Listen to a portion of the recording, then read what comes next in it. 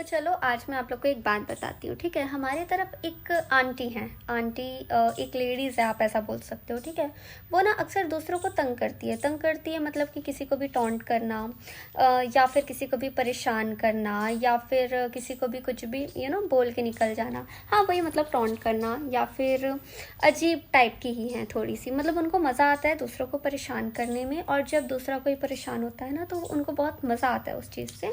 और वो अपने घर में फिर फ़ोन करके सबको मतलब इधर उधर बताती हैं कि यार आज तो ऐसा हुआ, बड़ा मज़ा आ गया ये। ठीक है, और कहने के लिए वो खुद को बहुत बड़ा भक्त भी बताती हैं। ठीक है, अब मैं आप लोग को बताती हूँ कि जैसा कि आप लोग को पता है कि अभी महाकुंभ चल रहा है। ठीक है, तो महाकुंभ में उन्होंने भी स्नान करके आया। ठीक है, अब स्नान करके आने के बाद उनको ऐसा लग रहा है कि उनके सारे पाप धुल चुके हैं।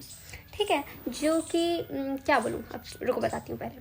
तो वो स्नान करके आई और आने के बाद फिर सबको गली में जाके बताएं कि बाप रे, हमारा स्नान तो बहुत अच्छे से हुआ है, ऐसा है वैसा है ये है, बहुत किस्मत वाले हैं हम जो स्नान करके आ गए। और मतलब सबको टॉन्ट कर रहे थे कि हम आ गए बहुत अच्छे से स्नान करके, और ऐसे थोड़ी ना कोई चला जाता है, ये तो भगवान की मर्जी होती है। और चलो कहीं ना कहीं ये सही भी है कि आप इतने अच्छे से स्नान करके आ गई।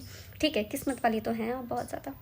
ठीक है, और टॉन्ट करिए कि कोई क्या जाएगा। तो मैं उनको ऐसा लग रहा है कि अभी तक का उनका जितना भी पाप है वो सब धुल चुका है।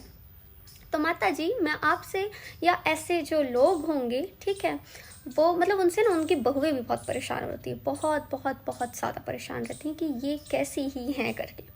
ठीक है, और मैं उन बहुओं को भी गलत नहीं बोलूँगी। क्यों? क्योंकि वो आंटी थोड़ी हैं ही वैसी, क्योंकि हम देख रहे हैं तो हम जान रहे हैं यहाँ पे ना।